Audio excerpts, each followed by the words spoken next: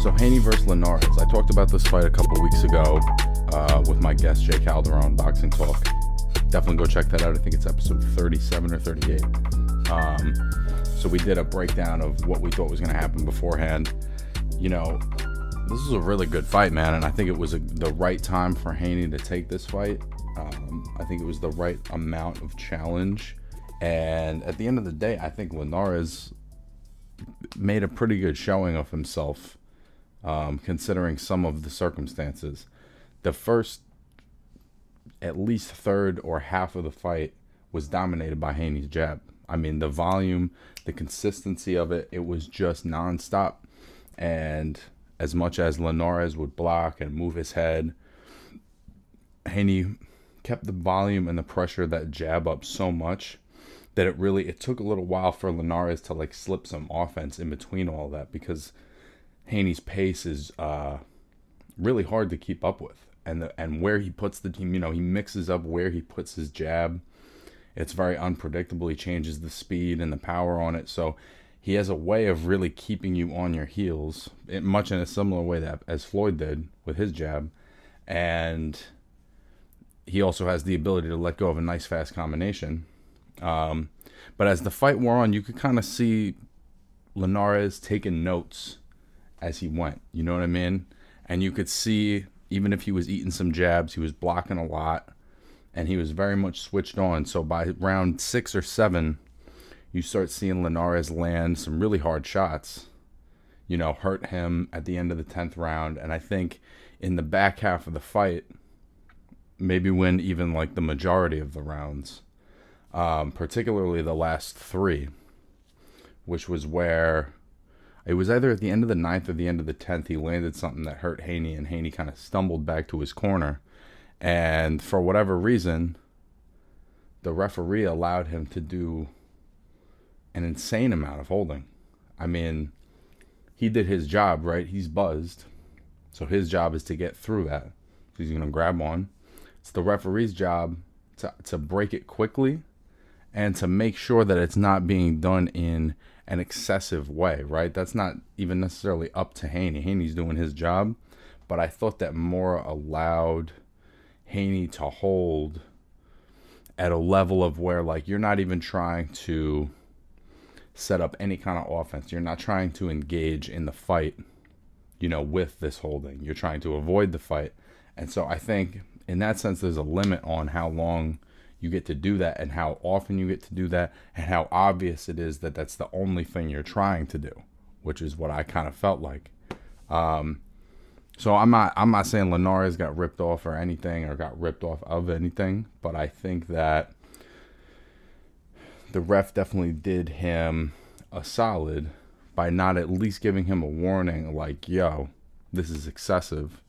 And so as a result, he was able to kind of slide through the last couple of rounds, but he took a lot of punishment in that, and not a lot of punishment, but he took some really hard, clean punches in the last 4 rounds, and really in the last 6 rounds when Linares was able to kind of work out what he was doing.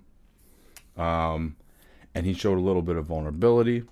He showed that maybe you can buzz him a little bit, but he also showed that his offense is a lot to handle, even for somebody at the level of Linares, who's been in there with the best of the best.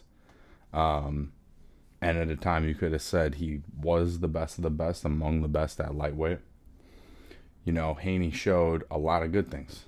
I'm telling you, that jab is going to be very difficult for anybody to deal with, particularly if he can continue to improve and stay switched on. See, the thing that he did that I didn't understand was he started kind of sitting in the pocket with Linares, and it really gave Linares a chance to land some really strong, fast combinations that I think fucked him up a little bit. I don't know if it was just, you know, I got to go get this guy, or he was starting to get a little tired. Maybe some of the body shots start to take an effect at that point in the fight.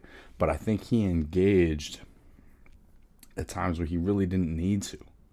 And if he does that maybe against somebody who's even one level up from Linares, right, which at that point you're fighting the elite at lightweight. You know, if he does that with the wrong guy, here's the thing, right? If he did 12 rounds of that fight the way he did the first round, it's hard for me to imagine anybody beating him. But if he can't be consistent with it, you know, guys at this level are going to figure out as they go. And that's hopefully the lesson he learned, was like, you got to be consistent with it. Otherwise, somebody that is as good as Linares is going to make that adjustment, you know, and come on stronger. So I think really strong performance. I think a lot of lessons learned for him in this fight. And for me personally, you know, my esteem of him definitely goes up. I've definitely questioned some of his skill set before. Not that he's not a great boxer, but just that it falls a little flat, or he goes up, down to the competition.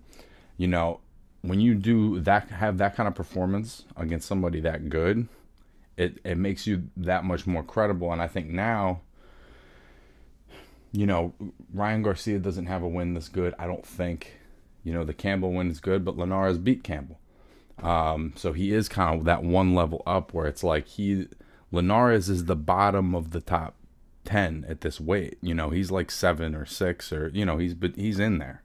You know, I don't know if Tank has a win that good at lightweight. I don't think he does.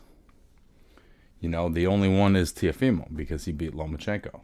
But outside of that, this is one of the best wins that any of these young guys has gotten yet, for sure.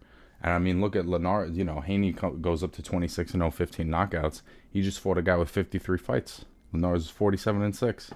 So it's a big experience gap.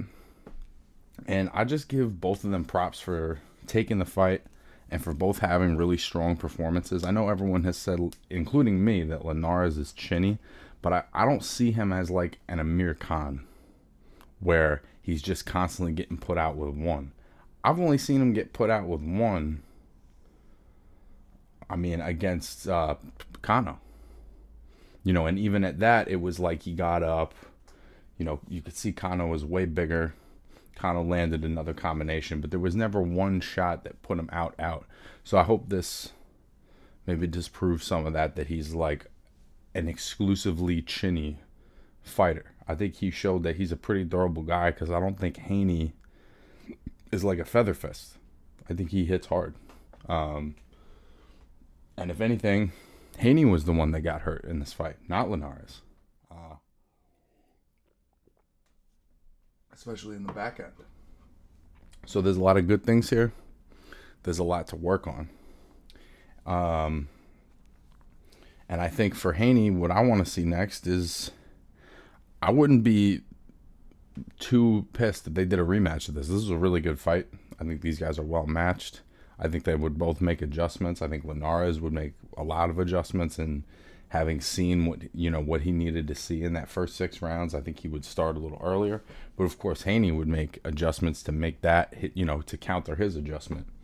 So I would love to see a rematch of this fight. Obviously, I think at this point we all want to see Haney in with the very best at lightweight. And for whatever reason, he's not quite there. But now that he's fighting this level of guy, maybe we can get him in with a Javier Fortuna, maybe Robert Easter, something like that. But I definitely want to see him continue to test himself. And again, man, shout out to these young guys right now, man. They're fighting the very best in the division. They're not scared. They're not necessarily fighting each other, but they're fighting anybody else that's relevant, and they're doing it at a very young age. These are not cupcakes they're fighting. These are the best fighters in the world. So